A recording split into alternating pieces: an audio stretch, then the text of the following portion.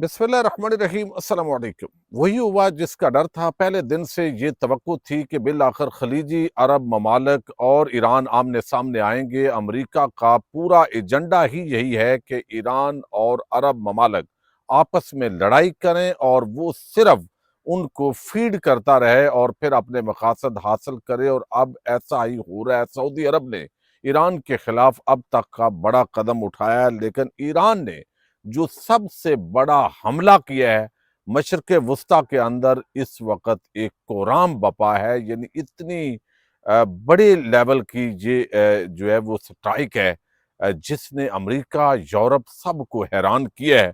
Iran के पास अभी मजीद भी बहुत कुछ है, इसके खदशात मौजूद हैं, लेकिन दूसरी तरफ ऐसे लगता है कि ट्रंप होश खो बैठे हैं। 48 घंटे का ईरान को अल्टीमेटम दिया गया है, जिसमें से अब तकरीबन 36 घंटे बाकी हैं। और इन 36 घंटों के बाद ट्रंप क्या करने जा रहा है और उसकी वजह से दुनिया भर के अंदर क्या असरात मुरतब होंगे, इस सारी सूरत हाल पर हम बात करेंगे। उम्मीद है वीडियो आप समाप्त करेंगे। हमेशा की तरह अपने कीमती फीडबैक से ज़रूर आगाह करेंगे। पाकिस्तान के अंदर इस वक्त जो अहले तशरीह उलमा के साथ एक नशिस्त हुई फील्ड मार्शल की, उसके आफ्टर शॉक्स जारी हैं। बयानात आ रहे हैं, तबसरे तज्जिए हो रहे हैं। सरकारी टाउट अपना जो मौक़िफ़ है और वजाहतें वो पेश कर रहे हैं।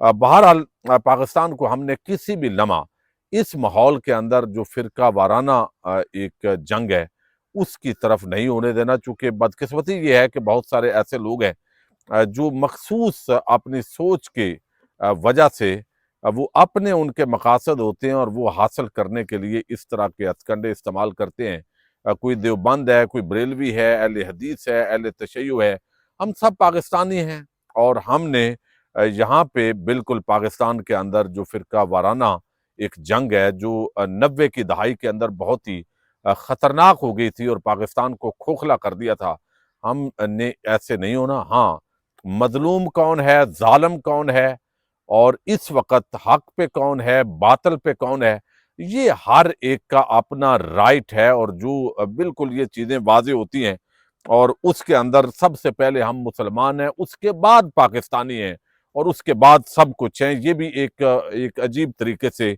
मखमसे के अंदर डाला जा रहा है। अच्छा, अब दूसरी तरफ जो है वो इस वक्त हुआ ये है कि आपने देखा कि जिस तरीके से ये सारे अटैक्स किए गए हैं वो बड़े यानी उसने चेंज किया है।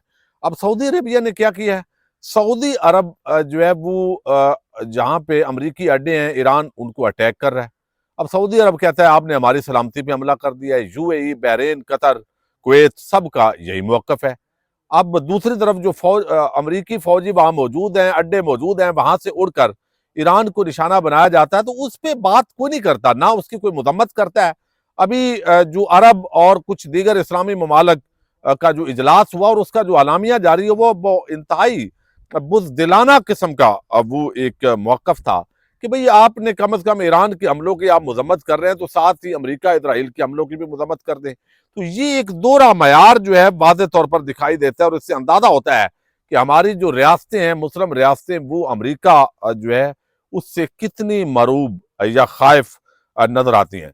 अब सऊदी अरब ने ईरान के सफारत खाने के मिलिट्री अताशी और दीगर 3 अफराद को 24 घंटे के अंदर मुल्क छोड़ने का हुक्म दे दिया है। यानी उनको नापसंदीदा शख्सियात करार दे दिया है। सऊदी अरब और दीगर अरब मुल्कों पर हमले की शदीद मजम्मत और हम अपना दिफा करेंगे, ये सऊदी वजारत खारजा ने एक स्टेटमेंट जारी की है। अब ये जो एक तो किसी को भी नापसंदीदा करार देकर मुल्क से निकालना, ये इंतहाई कदम होता है। सफारती तौर पर अगर हम देखें तो इसका मतलब है कि दोनों मुल्कों के दरमियान जो ताल्लुकात की दरार है वो शदीद और गहरी हो गई है। लेकिन ये बयान जिस माहौल में आया है, ये जो टाइमिंग है वो इंतहाई अहमियत की आमल है। ठीक है, ईरान इस वक्त जो है वो हालत जंग के अंदर है, लेकिन दूसरी तरफ अगर हम देखें तो एक तरफ डोनाल्ड ट्रंप का अल्टीमेटम और साथ ही सऊदी अरेबिया की ईरान पर जो चढ़ाई नजर आ रही है, इससे अंदाजा होता है कि अरब ममालिक जो है वो भी इस जंग के अंदर कूदने जा रहे हैं। अब वक्त और क्या होगा, किस तरीके से सारा कुछ होगा, ये अब आने वाला जो चंद घंटे हैं वो इस हवाले से इंतहाई अहमियत के हमल है। अब इजरायली जो मीडिया है उसने खुद बताया है जो ईरान ने अब तक का सबसे बड़ा अटैक किया है। यानी خود کہا گیا ہے کہ یہ سب سے ہمارے لیے مشکل شام تھی. یہ اسرائیلی جو میڈیا ہے اس نے رپورٹ کیا ہے، اور بلکہ ان کے جو وزیر ہیں ان کی یہ سٹیٹمنٹ ہے کہ یہ ہمارے لیے جو ہے وہ یہ سیاہ رات تھی، مشکل رات تھی جو ہم نے یہاں پہ گزاری ہے. اب یہاں پہ 1300 امدادی ورکر جو ہے یہ ڈیمونا میزائل سائٹ پر کام کر رہے ہیں. جو بتایا گیا ہے اسرائیلی حکام کی طرف سے آس پاس کی عمارتیں خالی کر دو کیونکہ وہ بھی گر سکتی ہیں، 150 خاندان فوری گھروں سے نکل جائیں. یہ اس وقت میڈیا رپورٹس آ رہی ہیں. اسرائیل کے وزیر اعظم نے اس ملک کے لیے انتہائی مشکل شام اس کو قرار دیا. اسرائیلی وزیر اعظم نے کہ یہ مشکل ترین شام ہے یہ جو ایران کے اٹیکس ہوئے ہیں، اور یہاں پہ اسرائیلی شہر اراد پر میزائل حملے میں 88 افراد زخمی ہونے کے بعد وہاں سے موصول ہونے والے تباہی کی تصاویر BBC نے جاری کی ہیں، مزید تفصیلات شیئر کی ہیں. تو اس سے اندازہ ہوتا ہے کہ یہ بہت بڑا جو ہے وہ اٹیک کیا گیا ہے یہاں پہ ہم دیکھ رہے ہیں ایران کی طرف سے، اور جس کو سرکاری سطح پہ، حالانکہ آپ کو علم ہے کہ میڈیا سینسرشپ ہے، بہت سارے حقائق یا وہاں پہ جو نقصان ہوتا ہے وہ سامنے نہیں آتا، لیکن جو آ رہا ہے اس کو اگر ہم دیکھیں تو اس کو باقاعدہ طور پر تسلیم کیا گیا ہے. اب ترکی جو ہے وہ جس طریقے سے ریئیکٹ کر رہا ہے وہ اب اپنی جگہ بہت بڑا سوال ہے، لیکن اس وقت جو ڈونلڈ ٹرمپ نے سٹیٹمنٹ جاری کی ہے اس کے بعد پوری دنیا کے اندر ایک سکتے کا ماحول نظر آ رہا ہے. چونکہ آپ نے دیکھا نتنز جو ایٹمی پلانٹ ہے وہاں کو نشانہ کل بنایا ایران یعنی امریکہ نے یا اسرائیل نے، دونوں چونکہ جوائنٹلی کام کر رہے ہیں، تو جب نشانہ بنایا گیا تو اس سے ایران کا اتنا بڑا نقصان نہیں ہوا، یعنی جو توقع کی جا رہی تھی، جو دعویٰ کیا جا رہا تھا. اب ایران نے ریئیکٹ کر کے اسرائیل پر جو ہے وہ ان کے عام ایٹمی جو اثاثے ہیں ان کو نشانہ بنایا. اب یہ صورتحال بہت ہی گمبھیر ہو گئی ہے. اب ایسے لگتا ہے کہ ڈونلڈ ٹرمپ جو ہے وہ ہوش کھوتے جا رہے ہیں. وجہ اس کی یہ ہے کہ نیٹو ممالک پہ انہوں نے چڑھائی کی، یورپی ممالک کو پکارا لیکن کوئی بھی مدد کے لیے نہیں آیا. اب اس ماحول کے اندر اب وہ جنگ ختم بھی کرنا چاہتے ہیں کہ بھئی اس وقت پوری دنیا کے اندر جو معیشت ہے ہل گئی ہے. عرب ممالک، دیگر ممالک یورپی، وہ کہہ رہے ہیں یہ جنگ ختم کرو. ہماری عوام سڑکوں پہ نکل رہی ہے، مہنگائی کا جو طوفان ہے اس وجہ سے. اب ڈونلڈ ٹرمپ نے یہ جو سٹیٹمنٹ جاری کی کہ 48 گھنٹے میں آبنائے حرمت نہ کھولی تو امریکہ ایران کے پاور پلانٹس کو صفحہ ہستی سے مٹا دے گا. اب یہ پاور پلانٹس آپ کو علم ہے، بجلی اور جتنا یہ سسٹم ہے گیس کا، تیل کا. اس نے کہا امریکہ کے صدر ڈونلڈ ٹرمپ نے ایران کو آبنائے ہرمز کھولنے کے لیے 48 گھنٹے کی مہلت دی ہے. اب تقریباً 36 یا 30 گھنٹے باقی ہیں. پھر آپ نے social media platform Truth Social پر صدر ٹرمپ نے کہا کہ اگر ایران نے 48 گھنٹے کے اندر آبنائے ہرمز کو بغیر کسی خطرے کے نہ کھولا تو امریکہ ایران کے مختلف پاور پلانٹس کو تباہ کر دے گا اور اس کا آغاز سب سے بڑے سے ہوگا. یہ ڈیڈ لائن ایرانی وقت کے مطابق 22 مارچ کی صبح 3:14 پر دی اور یہ 24 مارچ کو اسی وقت پر ختم ہو جائے گی. دوسری جانب ایران کے سرکاری میڈیا کا کہنا ہے کہ اگر ایران کے ایندھن اور توانائی کے تنصیبات کو نقصان پہنچا تو ملک کی فوج خلیجی خطے میں امریکہ سے منسلک توانائی کے بنیادی ڈھانچے کو نشانہ بنائے گی. اب یہ لازمی بات ہے کہ جو اگر ایران ریئیکٹ کرتا ہے، اب بجلی پانی کے مسائل پیدا ہوں گے، لازمی بات ہے، صاف پانی کا مسئلہ ہوگا، پھر بجلی سے جو ہے وہ اندھیرا ہوگا، یہ مسائل پیدا ہوں گے. پھر جو گیس یا جو آئل کے پلانٹس ہیں ان کو اگر نشانہ بنایا جاتا ہے تو یہ ایک خوفناک جو منظر ہے آپ سوچ سکتے ہیں جو ٹرمپ کے مطابق جو ہے وہ سامنے آ سکتا ہے. اب ہوگا کیا؟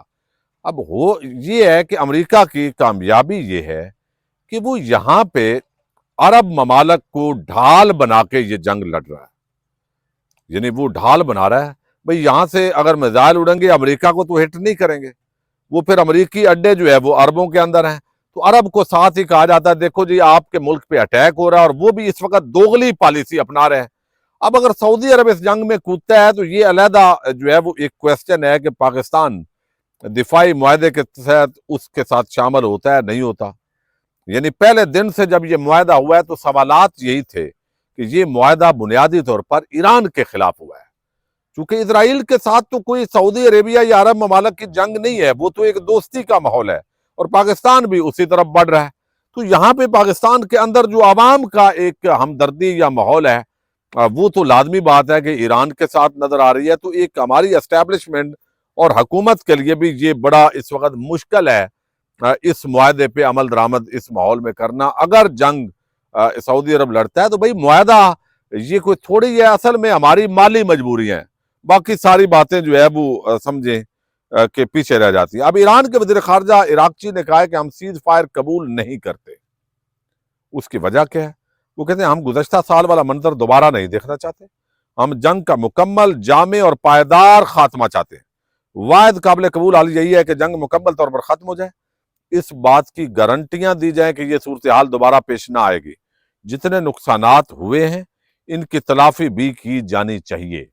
یعنی ایران پہلے دن سے کہہ رہا ہے کہ بھئی ہم جنگ ختم کرنا چاہتے ہیں، لیکن ایسے نہیں اب امریکہ کو جانے دیں گے یا اسرائیل جنگ کے وہ فاتح بن کر جائیں اور دوبارہ 6 مہینے یا 1 سال کے بعد منہ اٹھا کے پھر حملہ کر دیں۔ یعنی یہ تو تماشا ہو گیا، پھر ہم یا لڑیں گے مریں گے، تو پھر تو ہمارے پاس کوئی آپشن ہی نہیں ہے نا۔ تو یہ بات تو اس حد تک ان کی درست دکھائی دیتی ہے۔ اب دیکھیے یہ اتنا بڑا اٹیک ہوا ہے ایران کی طرف سے، جو اب تک کا سب سے زیادہ نقصان ہے جب سے ایران نے اٹیکس شروع کیے ہیں۔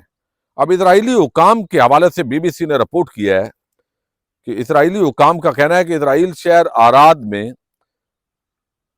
ایرانی حملے میں زخمی ہونے والے افراد کی تعداد 88 ہوگی، جن میں سے 10 شدید زخمی ہیں۔ اسرائیل کے میگن ڈیوڈ ایڈوم ایمرجنسی سروس نے آراد میں سنیچر کی شام کے میزائل حملے کے بارے میں مزید تفصیلات جاری کی ہیں۔ اس کے مطابق اسپتالوں میں 88 افراد داخل ہیں، جن میں سے 19 کو درمیانے درجے کے جبکہ 55 معمولی زخمی ہیں۔ تو مختلف جو رپورٹس ہیں، کہیں شدید اور کہیں کم، یہ جو ہے اس وقت آ رہی ہیں۔ اب اس ماحول کے اندر آپ اندازہ کر لیں کہ چند گھنٹے باقی ہیں، الٹی گنتی شروع ہو گئی ہے۔ اب اگر ایران کو اس طرح نشانہ بنایا جاتا ہے تو ایران کے پاس کون سے بڑے کارڈز ہیں؟ یہ بجائے یعنی ایک تو یہ ہوگا کہ وہ you a E, Saudi Arabia, Kuwait, Bahrain اور اس کے ساتھ جو ہے عمان اور پھر قطر، یہ جو خلیجی ممالک ہیں ان کو نشانہ بنائے گا اور ان کے جو پاور سٹیشنز ہیں وہ اسی طرح کا جو اٹیک ہے وہ کرے گا۔ تو اچھا اب آپ اندازہ کر لیں ان مسلم ممالک کا یا ان کی اپروچ کا کہ دونوں طرف مسلمان ممالک کا نقصان ہو رہا ہے۔ تو اب وہ ٹرمپ آرام کے ساتھ امریکہ دور ہے اور وہ یہاں اس خطے کے اندر جنگ لے کے آ گیا ہے کہ بھائی نہیں آپس میں لڑو، وہ کہتے ہیں نہیں لڑنا، نہیں آپس میں لڑو۔ تو یہ ماحول ہے اور یہ جنگ پوری دنیا کو، یعنی اگر پاور سٹیشن پر اٹیک ہوتا ہے اور پھر ایران مقابلے میں عرب ممالک پر اب پاور سٹیشنز پر حملہ کرتا ہے، یہ ایٹمی جہاں پہ جو کام ورکنگ ہے اس پہ حملہ کرتا ہے، تو ایک خوفناک منظر اس وقت نظر آ رہا ہے۔ اللہ کرے کوئی راستہ نکلے اور اس طرف یہ جو ہے وہ معاملات نہ جائیں۔ دیکھتے ہیں۔ پاکستان زندہ باد۔